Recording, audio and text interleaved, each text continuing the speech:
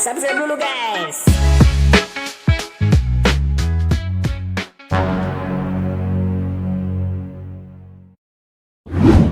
Setelah sebelumnya kita dibuat terkejut melihat Arisu yang tiba-tiba berada di tengah Shibuya Crossing yang ramai, sekarang kita dibikin terkejut lagi karena ternyata semua itu tidak nyata. Yang dilihat Arisu hanyalah gambar yang tertampil dari layar monitor yang berada di sekelilingnya. Setelah itu Arisu dan kawan-kawan bergegas mengikuti sosok mereka yang ada di monitor, menuntun Arisu dan kawan-kawan melewati pintu-pintu hingga sampailah di sebuah ruangan di mana pada akhirnya Arisu pun bertemu lagi dengan Usagi. Langsung saja di situ ia memeluk sang istri. Busachi dan yang lainnya merasa lega melihat Arisu akhirnya berhasil menemukan istrinya. Oh iya, Usagi tidak sendirian. Ia bersama kelompoknya yang terdiri dari Ryuji serta dua kakak beradik. Di situ saat melihat kehadiran Ryuji, Arisu begitu marah dan langsung menghajarnya. Karena dialah yang menyebabkan Usagi kembali ke Borderland. Namun aksi Arisu itu dihentikan, terutama oleh Usagi yang mengatakan bahwa Ryuji sudah banyak berjasa membantunya di sepanjang game yang ia ikuti. Jika bukan karena Ryuji, mungkin kita tidak akan bertemu lagi Arisu, ucap Usagi, meyakinkan. Pada akhirnya, Arisu pun mau mendengarkan Usagi. Kemudian suara panitia game terdengar, mengumumkan bahwa jumlah peserta adalah 10 orang, yaitu Arisu, Usagi, Ryuji, Pak Tetsu, Busachi, Nobu, Rei, dua kakak beradik, dan satu lagi. Lah, satu lagi siapa? Mereka cuma 9 orang. Arisu di situ segera menjelaskan bahwa Usagi sedang hamil. Jadi pastilah anak mereka yang masih berada di dalam kandungan itu player yang ke-10. Bagi Usagi itu seperti kabar baik dan juga kabar buruk. Bahkan panitia game menyediakan satu gelang tambahan untuk bayinya Usagi dan Arisu. Semuanya mendapatkan gelang yang sama. Tapi khusus 9 player dewasa mereka diberikan sebuah kalung yang harus dikenakan. Panitia game kembali melanjutkan penjelasan bahwa di arena game ini terdapat 25 ruangan 5x5. Saat ini mereka semua berada di ruangan tengah yaitu C3. Dan mereka pun dipersilahkan melempar dadu untuk langkah selanjutnya. Terdapat 4 dadu berwarna merah, hijau, kuning, dan biru. Pak Tetsu lalu melempar keempat dadu itu hingga menunjukkan angka-angka. Biru 7, merah 5, kuning 1, dan hijau 4. Setelah itu di sekeliling mereka muncul 4 pintu dengan warna yang sama dengan dadu. Dan di setiap pintu terdapat angka yang sama dengan hasil dadu. Katanya jumlah angka di pintu itu adalah ketentuan berapa jumlah orang yang boleh melewatinya. Misal di pintu biru kan angkanya 7. Nah, hanya 7 orang yang boleh lewat, gak boleh lebih. Selain itu, sebelum memasuki pintu tertampil tayangan video masa depan para player masing-masing. Katanya tayangan video itu adalah masa depan mereka yang akan mereka jalani jika melewati pintu tersebut. Setiap pintu menunjukkan tayangan masa depan yang berbeda ya guys. Ada yang bahagia dan ada juga tayangan masa depan yang buruk. Untuk bisa menyelesaikan game ini, para peserta harus mencapai ruangan sudut yang terdapat pintu keluarnya. Ruangan itu bisa saja adalah A1, E1, A5, atau E5. Ada 4 kemungkinan. Jadi kira-kira yang manakah ruangan sudut yang ada pintu keluarnya? Sebelum itu, masalah sekarang adalah bagaimana cara menentukan mau lewat ke pintu mana. Arisu kemudian membuat sebuah strategi, yaitu sebisa mungkin mereka harus bersama-sama. Karena di gelang yang mereka kenakan, masing-masing player diberikan poin berjumlah 15. Setiap melewati pintu, salah satu peserta harus dikurangi poinnya sebanyak 1. Dan setiap berpindah ruangan akan ada penalti poin. Jika mereka tidak bersama-sama akan sangat beresiko kehabisan poin. Jika poin habis mencapai 0, maka kalung di leher mereka akan meledak. Masalahnya, pintu biru itu cuma 7 orang yang boleh lewat. Ya udah, berpencar dulu aja jadi 2 tim. Satu tim melewati pintu biru ke ruangan C2. Tim yang satunya lagi melewati pintu merah ke ruangan D3. Nanti kita bisa bertemu lagi di ruangan D2, jelas Arisu. Kebetulan karena pintu merah maupun pintu biru itu menunjukkan masa depan yang baik, tidak ada peserta yang keberatan. Rei bersama 2 kakak beradik bernama Sota dan Yuna melewati pintu merah. Di situ Rei yang menyerahkan 1 poinnya untuk melewati pintu sehingga poin Rei tersisa 14. Sedangkan Arisu dan yang lainnya masuk ke pintu biru. Yang menyerahkan poin adalah Arisu sehingga poin Arisu tersisa 14. アニメが大好きで絵はよく描いてました。森影玲です。現在はだいたい3日で1枚を描き上げ。 Setelah berada di ruangan C2, penalti poin ruangan itu adalah 1. Jadi harus ada seseorang yang menyerahkan 1 poin. Aku saja, ucap Usagi, dan dia pun poinnya tersisa 14 juga. Setelah itu muncullah 3 dadu di atas meja, biru, merah, kuning. Lah, kok cuma 3? Alasannya adalah ruangan yang sebelumnya pernah dimasuki akan terkunci selama 1 babak. Jika ingin masuk ke ruangan itu lagi, maka harus menunggu selama 1 babak, baru pintunya bisa dimasuki lagi. Dadu pun dilempar, dan hasilnya biru 5, merah 3, kuning 1.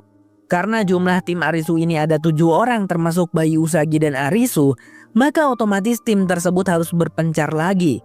Tadi kan rencananya Arisu ingin semuanya berkumpul lagi di ruangan D2. Tapi pintu yang mengarah ke ruangan itu adalah merah yang berjumlah 3. Hanya 3 orang yang bisa ke sana. Di sisi lain di ruangan D3 hasil angka dadunya adalah 2, 2, 2. Alhasil Rei, Sota, dan Yuna tidak bisa juga bersama-sama pergi ke ruangan D2. Maka dari itu Sota dan Yuna akan pergi ke ruangan E3, lalu Rei sendiri ke ruangan D2. Kembali ke Arisu, ia menyuruh yang lainnya untuk melewati pintu biru menuju ruangan C1. Sedangkan Arisu, Usagi, dan bayi mereka akan melewati pintu merah menuju ruangan D2. Lagi-lagi, semuanya tidak keberatan karena masa depan yang mereka lihat di pintu-pintu tersebut adalah masa depan yang baik. Di ruangan D2, Arisu dan Usagi tentu saja bertemu dengan Rei. Dadu yang mereka dapat hanya ada 2, karena 2 pintu sebelumnya yang mereka lewati dalam keadaan terkunci. Nah, masalah pun datang. Tatkala dadu yang dilempar memunculkan angka 1 dan 2. Karena bayi di perut Usagi dihitung, maka harus ada 1 orang yang ditinggal dan dihukum di ruangan D2 tersebut. Kata dihukum itu cukup mengerikan karena mereka tidak tahu hukuman apakah yang akan menanti mereka. Tanpa disangka, di situ Rei mengajukan diri untuk tinggal dan dihukum karena ia merasa berhutang nyawa pada Arisu di game berbunuh zombie. Jadi di momen ini ia rela berkorban. Arisu lalu memilih ruangan E2 dan Usagi disuruhnya untuk masuk ke ruangan D1. Tapi sebelum itu Arisu menghubungi dulu Pak Tetsu, Busachi, Ryuji, dan Nobu di ruangan C1 menggunakan gelang mereka yang bisa berfungsi seperti walkie-talkie. Untungnya di situ Busachi memberitahu kabar baik bahwasanya mereka berempat bisa berpindah bersama ke ruangan D1. Akan tetapi di situ Ryuji mulai meragukan rencana Arisu yang ingin agar mereka tetap bersama-sama. Bukankah seharusnya mereka berpencar untuk secepatnya menemukan pintu keluar di ruangan A1, E1, A5 atau E5? Busachi, Pak Tetsu, dan Nobu sepertinya sependapat dengan Ryuji. Apalagi bagi Pak Tetsu dan Nobu, tayangan masa depan di pintu D1 menampilkan masa depan yang buruk. Mereka berdua pun memutuskan untuk masuk ke pintu ruangan B1. Karena di sana tayangan masa depan mereka bagus. Sedangkan Busachi dan Ryuji tetap masuk ke pintu ruangan D1. Karena di pintu itu tayangan masa depan mereka masih terlihat bagus. Oh iya, peraturan baru diumumkan. Jika ada player yang tidak kebagian pintu, maka dia akan mendapat hukuman di ruangan tempatnya tinggal. Dan player tersebut hanya bisa bebas jika ada player lain yang mengapit ruangan tempatnya dihukum. Misalkan sekarang Rei dihukum di ruangan D2. Nah, harus ada player yang berada di ruangan D1 dan D3 untuk mengapitnya. C3 dan E3 juga boleh, yang penting terapit. Maka dari itu Arisu meminta bantuan Sota dan Yuna untuk tidak berpindah ruangan dari E3. Diam di sana selama 1 babak sehingga pintu ruangan D3 kembali terbuka. Setelah itu mereka bisa menyelamatkan Rei dari ruangan D1 dan D3. Namun, Shota dan Yuna tergoda dengan tayangan masa depan mereka yang sangat membahagiakan di pintu ruangan E4. Sehingga Shota pun mengajak adiknya untuk pergi ke ruangan E4, mengabaikan permintaan Arisu yang meminta mereka untuk diam di ruangan E3. Arisu pasti akan lebih memilih menyelamatkan Usagi dan bayinya dibanding kita jika dia terpaksa memilih. Jadi lebih baik kita mengambil pilihan kita saja. Dan siapa tahu pintu keluar ada di ruangan pojok E5, ucap Shota. Mereka berdua pun masuk ke ruangan E4. Oh iya, diceritakan bahwa Shota dan Yuna ini sudah tidak punya kedua orang tua karena insiden kecelakaan yang menewaskan ayah dan ibu mereka. Sedangkan Shota dan Yuna hanya mengalami luka parah dan juga serangan jantung yang membuat mereka sempat berjuang di Borderland. Oke, lanjut ke cerita. Terlihat Rei di ruangan D2 mulai disiksa dengan tayangan-tayangan masa lalu dan juga tayangan masa depan yang sangat buruk.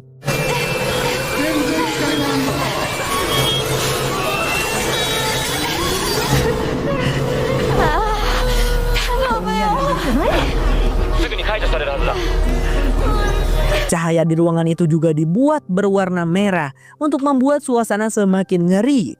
Rei nampak tidak tahan dengan hal itu.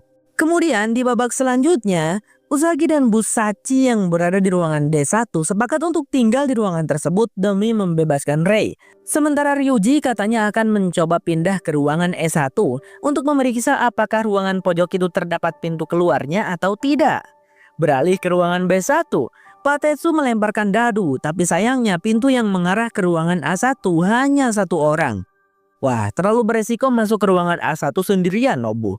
Kita ke ruangan B2 saja, setelah itu ke A2, baru ke A1, ujar Patetsu. Ia tidak masalah pergi ke ruangan B2 karena masa depan yang tertampil di pintu itu bagus baginya. Sedangkan Nobu tidak. Masa depan yang tertampil di pintu B2 bagi Nobu sangat buruk. Ia melihat dirinya yang terus-terusan dibully oleh teman-temannya. Alhasil saat Patetsu sudah melewati pintu B2, Nobu meminta maaf dan memilih masuk ke ruangan A1 sendirian.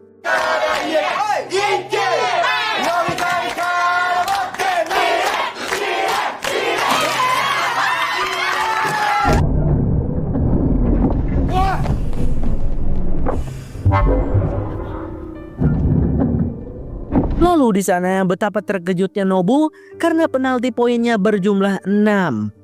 Poin Nobu yang awalnya 13 dikurangi 6 sekarang hanya tinggal 7. Selain itu di ruangan A1 tersebut sama sekali tidak ada pintu keluar. Yang berarti pintu keluarnya mungkin berada di ruangan E1, A5 atau E5. Di saat yang sama Arisu berusaha menghubungi Shota dan Yuna untuk pindah ke ruangan D3. Namun Shota dan Yuna mengabaikan panggilan Arisu. Mereka tetap yakin akan pergi ke ruangan E5. Di pintu E5, tayangan masa depan Shota dan Yuna juga masih sangat baik. Kalau kalian penasaran, isinya adalah tentang Yuna yang menikah dengan pria yang dicintainya. Lalu Shota sebagai kakak mendampingi sang adik dengan penuh rasa bahagia. Tapi ketika mereka berdua memasuki ruangan E5, ternyata di ruangan itu tidak ada pintu keluar. Yang artinya, ruangan E5 bukanlah ruangan pojok yang mereka cari. Sekarang kemungkinan pintu keluar berada di ruangan E1 atau E5. Oh iya, ruangan E5 ini memiliki penalti poin berjumlah 4, yang otomatis mengurangi poin Shota yang awalnya 13 menjadi 9. Karena si Shota yang mengajukan diri, poinnya lah yang dikurangi. Kembali pada Arisu di ruangan E2 yang tampak panik karena Shota dan Yuna tidak menjawab panggilannya sama sekali, membuat Rei tidak bisa terbebas dari hukuman di ruangan D2. Lantas Arisu pun memutuskan untuk pergi ke ruangan E3 karena Shota dan Yuna sama sekali tidak bisa diharapkan. Oh iya, Ryuji di ruangan E1 memberitahu bahwasanya di ruangan pojok tersebut tidak ada pintu keluar. Dengan begitu sekarang kita semua tahu ternyata pintu keluarnya berada di ruangan A5. Di sisi lain, Patetsu dan Nobu sama-sama dihadapkan dalam situasi yang sangat buruk. Patetsu ia melihat tayangan masa depan yang buruk di antara pintu A2, B3 maupun C2.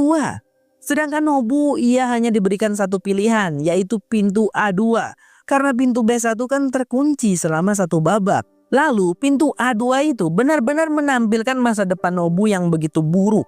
Ia melihat ibunya meninggoy sehingga Nobu pun menangis. Bingung harus bagaimana. Sementara itu Patetsu memilih untuk masuk ke pintu B3 karena mungkin pintu itulah yang meskipun buruk tidak seburuk pintu A2 dan C2. Tapi betapa terkejutnya Patetsu saat masuk ke ruangan B3. Ternyata penalti poin di sana adalah 4. Sehingga poinnya yang berjumlah 12 itu langsung saja berkurang hingga tersisa 8. Pada momen itu, Pak Tetsu malah mengalami sakau. Ia berusaha mati-matian menahan dirinya agar tidak mengkonsumsi lagi obat terlarang. Hingga langsung saja Pak Tetsu melemparkan bungkus narkoboy yang selalu dibawanya sejak awal. Kali ini, di ruangan B3, Pak Tetsu akhirnya melihat masa depannya yang sangat membahagiakan di pintu ruangan A3. Ia melihat dirinya kembali bertemu dengan sang mantan yang sangat dicintainya. Dulu, Pak Tetsu ditinggalkan olehnya karena kesalahan Pak Tetsu sendiri yang seorang pecandu narkoboy. Di tayangan masa depan itu, Pak Tetsu sudah berubah, bukan lagi seorang pecandu dan bahkan sudah menjadi pengusaha kaya. Pak Tetsu lalu di situ berhalusinasi melihat mantannya ada di sana mengulurkan tangan pada Pak Tetsu untuk memilih ruangan A3.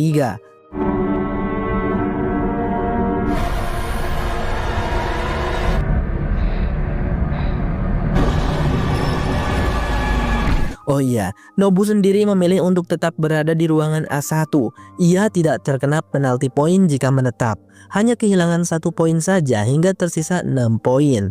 Di saat yang sama, Arisu memasuki ruangan D3 dan akhirnya Rei pun bisa terbebas dari hukuman ruangan tersebut. Rei nampak sangat lega dan juga berterima kasih. Sota dan Yuna sekarang sudah berpindah ke ruangan D5. Lagi-lagi, di sana penalti poinnya adalah 4. Sota poinnya tinggal 8 karena tadi kehilangan 1 poin saat membuka pintu D5. Di sini Bang Sam tidak habis pikir guys. Kenapa si Sota malah mengorbankan lagi poinnya hingga tersisa 4? Padahal kan itu poin adiknya masih banyak, masih tersisa 14. Bodoh banget lah. Keduanya masuk ke ruangan C5 dengan menggunakan poin milik Yuna hingga poin Yuna tersisa 13. Di ruangan C5 itu untungnya penalti poinnya adalah 0. Jadi tidak perlu ada siapapun yang dikurangi poinnya. Namun guys, saat melempar dadu hasilnya malah 1 dan 1. Alhasil, Sota dan Yuna tidak bisa masuk ke ruangan B5 secara bersamaan. Di sini entah penulis filmnya yang error atau emang Sota dan Yuna emang bodoh banget guys. Mereka malah memilih untuk berpencar. Padahal kan mereka bisa menunggu selama 1 babak di ruangan C5. Lalu nanti lempar dadu lagi sampai dadu ke ruangan B5 bisa berdua. Aneh pokoknya. Untung saja guys, di ruangan B5 penalti poinnya lagi-lagi 0. Jadi, poin Sota masih 3. Beralih pada Pak Tetsu yang sudah berada di ruangan A2 menggunakan 1 poin hingga poinnya tersisa 7. Siapa sangka teman-teman, di ruangan A2 itu penalti poinnya adalah 8. Betapa terkejutnya Pak Tetsu. Ia memiliki 7 poin. Otomatis jika dikurangi 8, maka poinnya pun tentu saja habis. Saat itu juga kalung yang ada di lehernya meledak, membuat Pak Tetsu meninggoy dengan tragis. Sementara itu Nobu setelah 1 babak kan pintu B1 terbuka. Maka ia pun kembali ke ruangan B1 menggunakan 1 poin hingga poinnya tersisa 5. Pada momen itu, Busachi dan Usagi menghubungi Nobu, mengatakan bahwa mereka sekarang berada di ruangan C1, tepat di sebelah Nobu. Di babak berikutnya, Busachi dan Usagi akan masuk ke ruangan B1, jadi Nobu hanya harus menetap di sana dan kehilangan 1 poin saja hingga poinnya tersisa 4. Kembali pada si Sota yang berpindah ke ruangan B4, karena ia dan adiknya janjian akan bertemu lagi di ruangan itu. Sota menggunakan 1 poin untuk masuk hingga poinnya tersisa 2 lagi saja. Di saat yang sama, Yuna sangat panik karena lemparan dadunya benar-benar buruk. Lihat guys, dadu yang mengarah ke ruangan B4 angkanya malah 0. Yang itu artinya Yuna tidak bisa menemui kakaknya di ruangan B4. Ruangan B4 sendiri kabar buruknya memiliki penalti poin berjumlah 2. Otomatis, Sota yang hanya memiliki 2 poin langsung saja kehabisan poin. Dan secara mengejutkan, kalung di lehernya meledak, membunuh Sota dalam sekejap. Yuna pun menangis histeris. Pada momen itu, Arisu dan Rei pun sampai di ruangan tempat Yuna berada. Mereka terkejut dan turut berduka mengetahui bahwa Sota kakaknya Yuna sudah meninggoy tereliminasi. Di sisi lain, Usagi dan Busachi sudah masuk ke ruangan B1.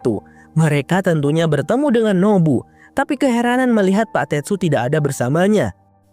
Aku terpisah dengan Pak Tetsu, dan sejak tadi dia tidak menjawab panggilanku. Aku merasakan sesuatu yang buruk. Maaf, ini semua salahku, ucap Nobu menyesal. Kembali ke Arisu. Berdasarkan jumlah babak yang telah berlangsung dan juga posisi Yuna serta Sota, Arisu bisa menyimpulkan bahwa ruangan E5 tidak memiliki pintu keluar. Jadi itu artinya pintu keluar berada di ruangan A1. Arisu pun menyuruh Rei untuk pergi ke ruangan C5 bersama dengan Yuna. Setelah itu ke ruangan B5 and then langsung ke A5. Sementara Arisu sendiri akan menemui Usagi dan yang lainnya di ruangan B4. Ketika tiba waktunya, Rei pun membawa Yuna menuju pintu C5, kemudian menempelkan gelangnya menggunakan 1 poin untuk membuka pintu. Akan tetapi, si Yuna malah histeri saat melihat jasad Sota kakaknya. Ia langsung saja berlari ke ruangan B4. Rei pun kembali dan berusaha membujuknya untuk ikut. Tapi terlihat pintu C5 sudah tertutup guys. Poin Rei yang tadi dipakai untuk membukanya jadi sia-sia. Tak lama berselang pintu B4 juga tertutup. Rei jadi terpaksa harus menetap di ruangan C4. Sekarang beralih ke Usagi, Busachi, Nobu, dan Ryuji di ruangan B3. Ya, tadi Ryuji bergabung bersama mereka di ruangan B2 guys. By the way, penalti poin di ruangan B3 adalah 4. Busachi yang memiliki poin paling besar yaitu 11, langsung saja berinisiatif menggunakan poinnya, sehingga tersisa 7. Nah gitu dong, bukan seperti si Sota dan Yuna yang gunain poinnya gak pakai logika. Namun ketika dadu dilempar, hasilnya adalah 1, 1, dan 2. Wah, sungguh buruk. Jika kalian lupa, di ruangan B3 itu ada 5 orang, termasuk bayinya Usagi. Jadi terpaksa ada 1 orang yang harus dihukum. Alice in Borderland bersambung. Arisu membuat strategi lagi. Nobu disuruhnya untuk pergi ke ruangan C3 karena di ruangan itu tidak ada penalti poin. Jadi Nobu yang hanya memiliki 3 poin amanlah jika ke sana. Rei akan tetap menunggu di ruangan C4. Di babak selanjutnya nanti Nobu hanya perlu berpindah ke ruangan C4 menggunakan 1 poin untuk bergabung dengan Rei. Kemudian Usagi hanya bisa berpindah ke ruangan A3 karena Usagi akan selalu dihitung 2 orang bersama bayinya. Angka 2 dadu mengarah ke pintu A3. Sedangkan pintu B4 dan C3 itu hanya 1 orang yang boleh masuk. Lalu siapa yang akan masuk ke ruangan B4? Ryuji atau Busachi? Karena 1 orang terpaksa harus tinggal. Dengan sukarela, Busachi mengajukan diri untuk tinggal di ruangan B3 dan menerima hukuman. Orang dewasa yang harus melakukan pekerjaan berbahaya. Anak muda, kau pergilah ke B4, ucap Busachi pada Ryuji. Setelah itu mereka masuk ke pintu masing-masing. Nobu ke C3, Ryuji ke B4 bergabung dengan Arisu dan Yuna. Lalu Usagi masuk ke A3.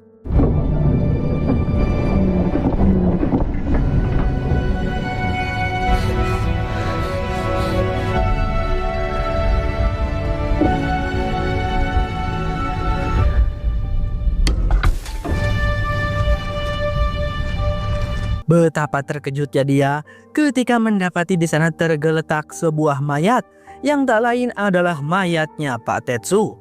Semua orang pun sangat sedih saat mendengar tentang kematian Pak Tetsu.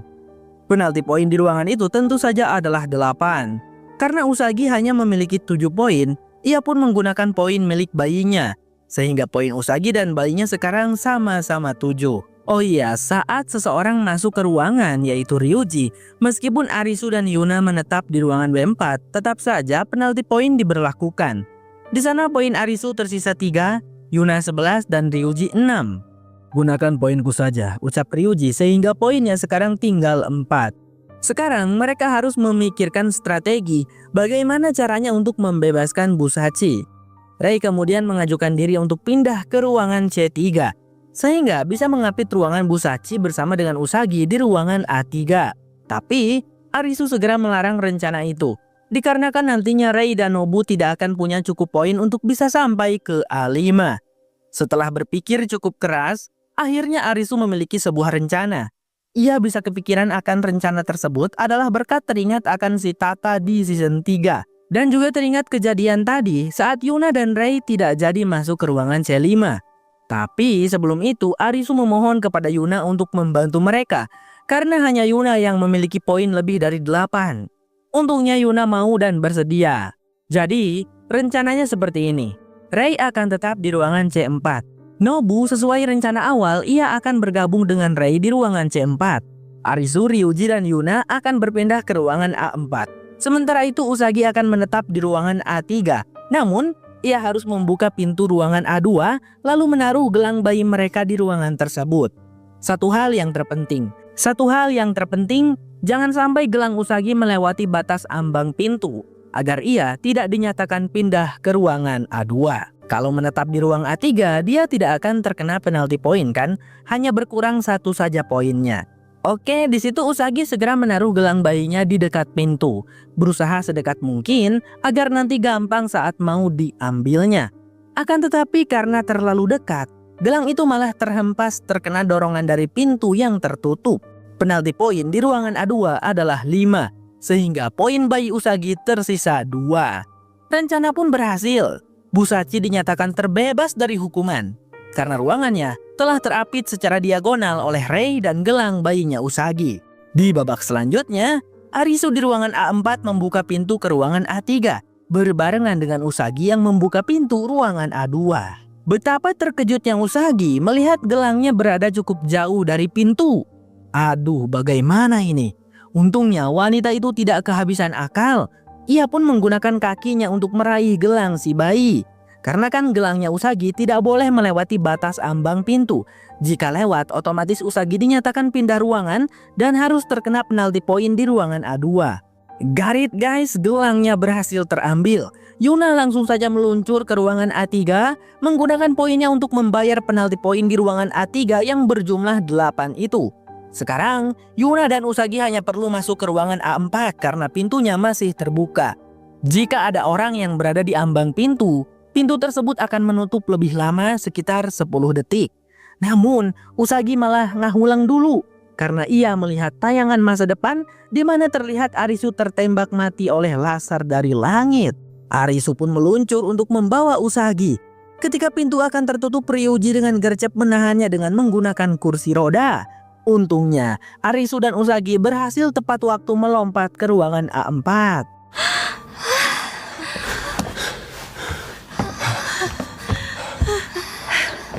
By the way, Yuna tadi udah duluan masuk ke ruang A4 ya guys, sebelum Ryuji menahan pintu dengan kursi roda. Di babak selanjutnya, untunglah tidak ada lagi drama dadu angkanya kurang guys. Jadi, Arisu, Usagi, Ryuji, Yuna, dan Busachi bisa berpindah ke ruangan A5 dengan aman. Mereka pun bertemu dengan Rei dan Nobu di sana. Setelah berada di ruangan itu, gelang dan kalung mereka langsung terlepas. Dan benar, terdapat pintu keluar di ruangan itu. Namun satu hal yang bikin kesal, ternyata mereka harus tetap melempar dadu untuk menentukan berapa orang yang bisa masuk ke pintu keluar. Arisu segera melemparkan dadunya dan hasil yang didapat adalah angka 7. Itu artinya harus ada satu orang yang terpaksa tinggal. Lalu Arisu pun memantapkan diri untuk berkorban. "Aku yang akan tinggal," ucapnya. Usagi sangat menentang keputusan itu. Tapi dia tidak bisa berbuat apa-apa karena Arisu memaksanya masuk ke pintu keluar bersama dengan yang lainnya. "Teman-teman semua, tolong bawa Usagi kembali ke dunia nyata," pinta Arisu sebelum pintu keluar tertutup.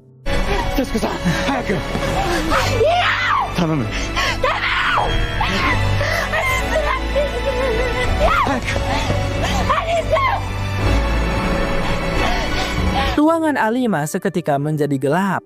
Tapi di detik berikutnya, layar menampilkan pemandangan di luar, di balik dinding ruangan itu. Usagi nampak terpuruk dan menangis, berpikir bahwa dirinya sudah kehilangan Arisu dan tak akan pernah lagi bertemu dengannya. Rei, Busachi, dan yang lainnya hanya bisa terdiam dan memandang Usagi dengan perasaan pilu. Lalu Ryuji, dia tiba-tiba mengeluarkan sepucuk pistol yang disimpannya. Dengan posisinya yang seperti itu, Busachi dan yang lain sama sekali tidak menyadari bahwa Ryuji sedang menodongkan pistol tepat ke kepala Usagi. Arisu yang melihat hal tersebut tentu saja sangat histeris. "Ryuji, kau sialan, apa yang kau lakukan?" Dan tentu saja orang-orang di luar sana tidak bisa mendengar suaranya. Namun setelah cukup lama menodongkan pistol, pada akhirnya Ryuji tidak bisa melakukannya. Karena setelah selama ini, Ryuji malah memiliki perasaan terhadap Usagi. Jadi ia tidak bisa membunuh wanita itu. Arisu pun menarik napas lega, meskipun tetap saja ia sangat kesal kepada si Ryuji. Tapi sesuatu yang mengejutkan terjadi. Panitia game mengumumkan bahwa ternyata Arisu lah yang menang di game tersebut. Kau memilih tinggal agar yang lainnya bisa hidup. Itu membuktikan bahwa kau layak hidup di masa depan, ucap panitia game. Lah, maksudnya gimana ini? Ujar Arisu bingung. Tiba-tiba saja, semua barang terlihat bergetar. Dan tak lama dari itu, kota Tokyo tiba-tiba mengalami gempa yang sangat dahsyat. Sampai-sampai semua bangunan mulai hancur satu persatu.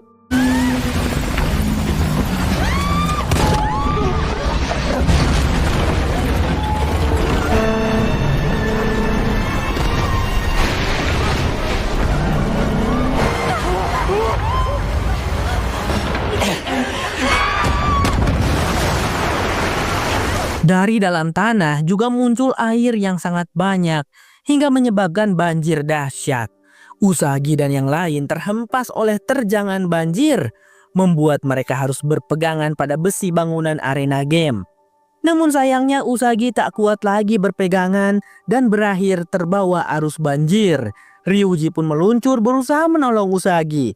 Sementara itu, Arisu di dalam ruangan A5 didatangi oleh Banda yang muncul dalam layar monitor.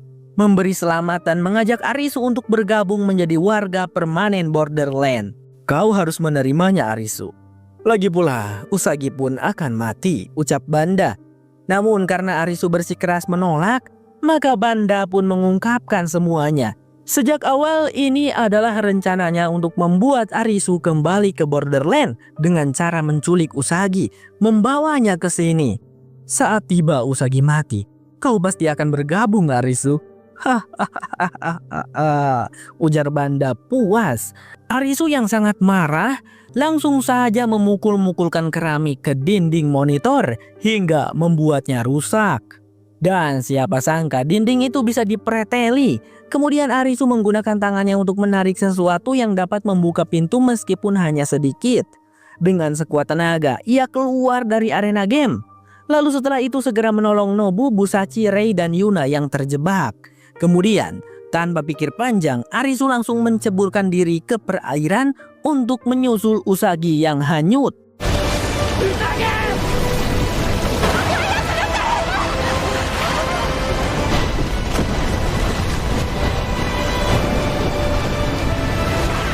Busachi dan yang lainnya nampak khawatir, tapi mereka harus segera masuk ke dalam bangunan arena game agar selamat. Sempat terjadi drama si Arisu kebentur dan pingsan. Hampir saja dia mati tenggelam. Tapi pada akhirnya Arisu berhasil tersadar dan kembali berenang. Singkatnya, ia berhasil mencapai daratan bebatuan. Namun, di sana ada seorang Banda yang berdiri tepat di hadapan Arisu. Sekali lagi ia menanyakan apakah Arisu bersedia menjadi warga permanen Borderland. Dan sekali lagi juga Arisu menolak mentah-mentah tawaran tersebut, membuat Banda sangat muak dan nekat akan menembak mati Arisu. Tetapi secara mengejutkan, tembakan laser dari langit menghentikan tindakan jahat Banda sekaligus membunuhnya seketika. Lalu seorang pria bertopi muncul, berkomentar bahwa Banda belum siap untuk posisi tersebut, bersamaan dengan berhentinya waktu di dunia Borderland. Ya, pria bertopi itu adalah Joker. Ia mengaku bukanlah dewa ataupun penguasa Borderland. Joker lebih ke penjaga antara dunia Borderland dan dunia nyata. Joker mengajak Arisu untuk memainkan satu permainan terakhir, di mana di sana Arisu harus memilih satu dari dua kartu. Jika Arisu memilih kartu Joker, maka Arisu kalah dan nasibnya akan berada di tangan Joker.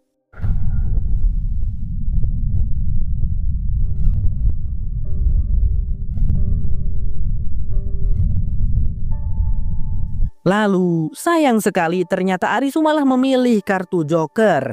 Namun Arisu yang tidak terima segera membuka kartu yang satu lagi. Rupa-rupanya kartu satunya lagi juga adalah Joker. Kau main curang protes Arisu. Joker langsung membantahnya dan menurutnya hal itu adalah kebetulan atau mungkin takdir. Maka dari itu Joker akan memberikan hadiah, yaitu kebebasan memilih untuk Arisu. Ia pun menunjukkan sesuatu, sebuah pusaran air yang sangat besar. Di sana adalah kematian. Dan di sisi lain sana adalah kehidupan, ucap Joker sambil menunjuk hulu aliran banjir. Ia merepresentasikan bahwa kehidupan itu sangat sulit, penuh perjuangan dan penderitaan. Sedangkan kematian jauh lebih mudah, hanya perlu mengikuti arus dan kita akan berakhir mati. Terserahmu Arisu jika ingin memilih kehidupan. Pada akhirnya, kau akan kembali lagi ke sini dan menghadapi kematianmu. Ya, semua orang akan berakhir di sini, ucap Joker. Selain itu, Joker juga memberitahukan bahwa sebentar lagi akan ada banyak sekali orang yang datang ke Borderland. Sesuatu yang buruk akan terjadi, dan hal itu akan lebih besar daripada bencana meteor yang pernah menimpa kota Shibuya. Setelah mengatakan itu, Joker pun memplay lagi waktu Borderland sehingga berjalan seperti sedia kala. Detik itu juga Arisu melihat keberadaan Usagi yang sedang terjebak arus banjir, berusaha berpegangan pada sebuah tiang. Dengan nekat, Arisu langsung saja nyebur berenang untuk menyelamatkan sang istri.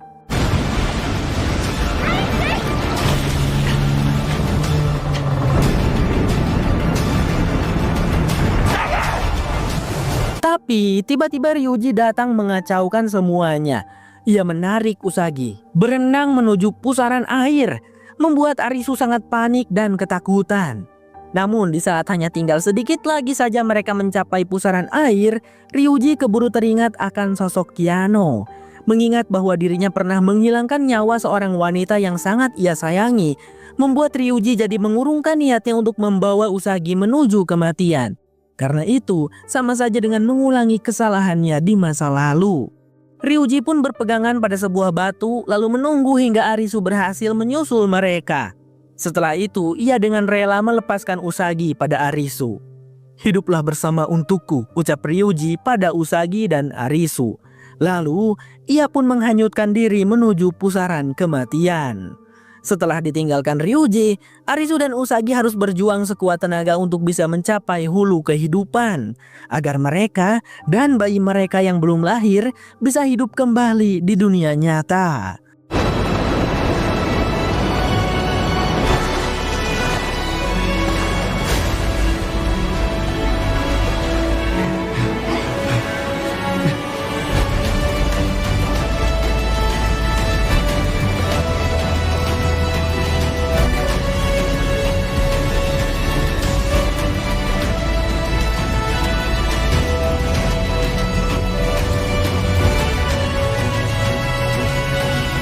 Sebelum meninggalkan dunia Borderland, Usagi mendapatkan kesempatan untuk bertemu dengan ayahnya.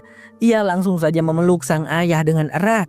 Dan di situ, si ayah meminta Usagi untuk terus hidup dan bahagia. Karena hal itulah satu-satunya yang membuat si ayah sangat senang. Scene berganti, Arisu terbangun di kediaman An. An masih ada di hadapannya dan terlihat lega bersyukur melihat Arisu akhirnya bangun. Ya, meskipun bagi An hanya 2 menit yang sudah berlalu sejak Arisu disuntik obatnya, tapi ya 2 menit itu pasti sangat mendebarkan bagi An. Arisu langsung saja bersiap hendak pergi ke rumah sakit ingin melihat istrinya. Tapi tak lupa ia juga mengucapkan terima kasih sebanyak-banyaknya kepada An sebelum pergi. Singkat cerita, Arisu pun sudah sampai di rumah sakit. Betapa leganya ia saat melihat monitor EKG menunjukkan bahwa denyut jantung Usagi sudah berdetak dengan normal. Tak lama berselang, Usagi juga tersadar dan langsung mengeluhkan bahwa dirinya merasa lapar, yang langsung membuat Arisu tertawa. Tapi di momen itu, mereka juga merasakan kesedihan saat melihat Ryuji yang sudah menjadi mayat, karena dia tidak berhasil bertahan hidup di dunia Borderland. Oh iya, tidak seperti dulu, Arisu dan Usagi sekarang masih bisa mengingat semua memori mereka ketika berada di dunia Borderland. Singkat cerita, Arisu dan Usagi sudah hidup bahagia berdua. Tapi anak mereka belum lahir. Arisu dan Usagi justru masih sibuk mencari nama apa untuk bayi mereka nanti. Natsumi? Natsumi? 考えてはいるんだけど、育児しないタイプの男が言うやつね。うさぎが好きなのがいいと思うな。美しい。 Tak lama setelah itu, Arisu pun pamit karena harus pergi bekerja. Dia tidak lagi kerja magang. Arisu sudah menjadi seorang konselor psikolog yang langsung menangani pasien. Siapa sangka pasien-pasien yang ia temui adalah orang-orang yang pernah menjadi rekannya di dunia Borderland. Di antaranya adalah Chishia, Aguni yang kini sudah punya rambut, kemudian Niragi, Akane, dan terakhir Kuina. Arisu tentu saja mengenal mereka semua. Namun mereka tentunya tidak bisa mengingat Arisu. Jalanan Shibuya Crossing diperlihatkan, menunjukkan kebahagiaan yang didapatkan oleh teman-teman Arisu di season 3. Di antaranya adalah Rei yang berhasil menjadi penulis manga terkenal sampai-sampai manganya akan diangkat menjadi anime katanya. Rei mengatakan hal itu kepada ibunya di telepon. Kemudian ada Nobu yang baru saja lulus kuliah dan berjanji pada ibunya akan berusaha membahagiakannya. Selanjutnya, ada Busachi yang tampak bahagia mengantarkan putranya pergi sekolah. Next, Yuna yang telah berhasil mendapatkan calon suami idaman dan mereka berencana akan menikah dalam waktu dekat. Kembali lagi pada Arisu yang sedikit panik di tempatnya bekerja karena terasa sedikit gempa. Belakangan ini para penduduk Jepang cukup resah karena frekuensi gempa terjadi lebih banyak. Bahkan ternyata tidak hanya di Jepang, gempa-gempa itu dirasakan di banyak tempat di seluruh dunia, termasuk di Amerika. Di sebuah bar, tayangan berita juga membahas tentang gempa. Di sana, ada seorang pramusaji yang disorot meskipun wajahnya masih dirahasiakan. Tapi, dari tag namanya, kita tahu pramusaji itu bernama Alice. Mengindikasikan bahwa kemungkinan besar akan ada Alice in Borderland versi Amerika, teman-teman. Alice in Borderland season 3 selesai. Gimana menurut kalian teman-teman untuk Alice in Borderland season 3 ini? Apakah seru dan ingin lanjut ke season 4? Tapi sayangnya Alice in Borderland ini tamat di season 3 ya guys. Jadi gak akan ada lagi kelanjutannya. Paling ya spin-off Alice in Borderland Amerika yang bakal ada. Dan tentunya gak akan ada Arisu dan Usagi di sana. Karena Arisu dan Usagi kan di Jepang.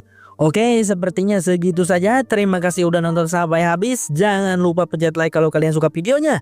Sehat selalu buat teman-teman semua. Saya Sam Sulkohar. Bye-bye.